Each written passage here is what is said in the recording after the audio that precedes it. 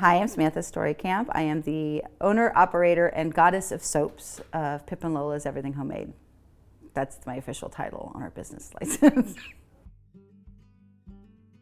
So Pip and Lola's Everything Homemade. Pip is my now 13-year-old son, Perrin, and Lola is Lorelei.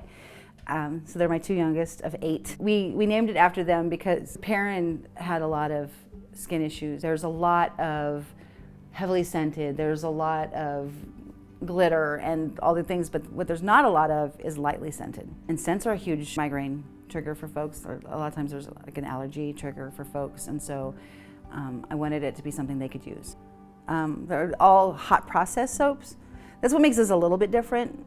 Since we're intentionally doing the lightly scented, I wanted to be able to control those numbers. I wanted to be able to control just how scented it was. I think that's one of the reasons that cold process tends to be so heavy, because you can't really control how much of that the lye is going to eat. We get a lot of dedicated traffic here, but we don't get a lot of people who accidentally happen upon us here. So because we're a little bit of a niche with the whole lightly scented thing, and they're a little rustic, and we're weird, and we have a weird slogan, you know, people need to find us. The minute we started the company, I was like, we need to be in strip.